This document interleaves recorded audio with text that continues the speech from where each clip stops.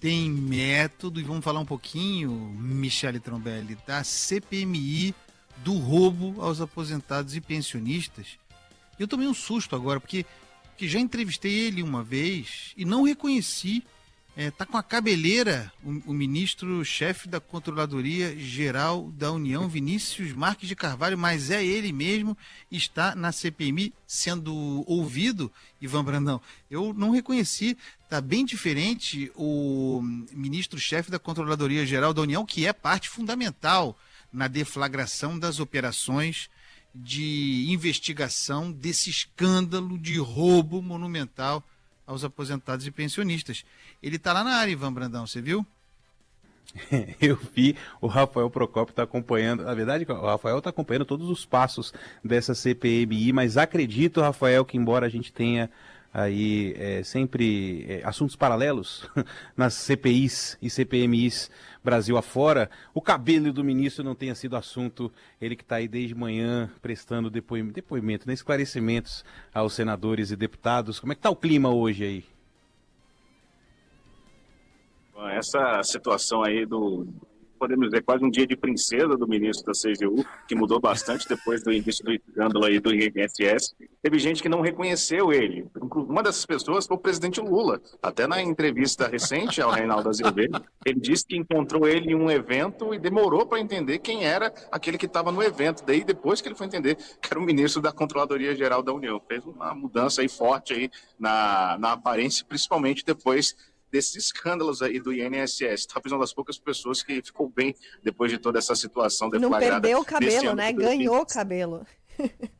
Tá todo mundo perdendo o cabelo aí com esse escândalo e ele tá ganhando, olha só. Acho que vi um gatilho. Pois é.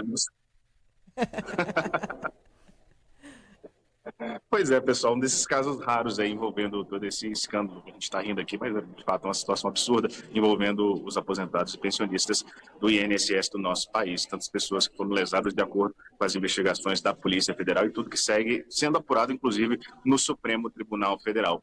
Vinícius Marques de Carvalho chegou ali por volta de 11h30, meio-dia, e começou a responder alguns dos questionamentos. O Ivan bem falou, e dessa vez a gente viu situações parecidas com outras reuniões dessa CPMI. Muito da discussão sendo pautada pela polarização. Pessoas da base do governo querendo empurrar a situação para o governo, para governos anteriores, e pessoas da oposição querendo empurrar tudo para o governo atual. O ministro foi perguntado diversas vezes sobre como teve acesso, como que as auditorias foram pensadas e planejadas, a partir de que momento, se foram motivadas por reportagens de diversos veículos, se elas foram por auditorias próprias da Controladoria Geral da União. E, resumidamente, ele disse que primeiro houve um pedido interno, uma apuração interna da CGU ali a partir de 2023, e diversas audiências, diversas conversas foram marcadas para o ano de 2024 para apurar esses descontos de entidades associativas, que já existiam algumas denúncias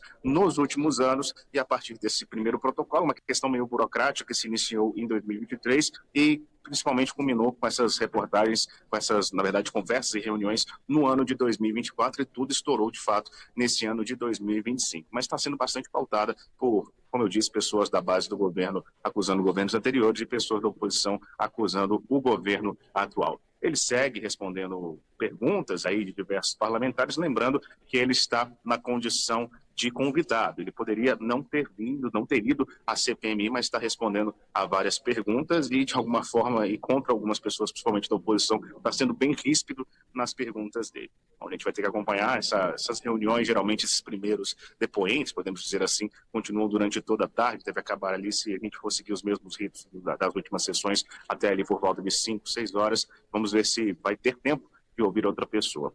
O que a gente também pegou antes desse início do depoimento do CGU foi, como sempre, a votação de alguns requerimentos, e houve um bate-boca aí para marcar uma conversa com o ex-ministro do governo Bolsonaro, Onyx Lorenzoni, que também ocupou a pasta relativa à Previdência Social. E ficou um pouco meio confuso ali a discussão entre o presidente e principalmente Paulo Pimenta, ex-ministro aqui da SECOM do Palácio do Planalto, mas parece que vai ser ainda decidido, mas parece que o Onyx Lorenzoni vai prestar esclarecimentos à CPMI na próxima semana. A gente segue de olho aí nas falas de Vinícius Marques de Carvalho, continua esse bate-boca ali entre oposição e base governista, pessoal. É claro que tem uma questão sobre demora da resposta do governo, no caso do governo Lula nesse caso, mas serve também para o governo anterior, o governo Bolsonaro. Esse esquema já vem de bastante antes, mas o problema não parece ser, certamente não é a Controladoria Geral da União. Pode ter demorado a responder, mas foi das primeiras a se mobilizar de alguma forma, mesmo antes do escândalo se tornar público. O centro da questão é o Ministério da Previdência, tanto do governo Bolsonaro e depois do governo Lula. Cresce no governo Bolsonaro o esquema e cresce imensamente no governo Lula responsabilidade do Ministério da Previdência.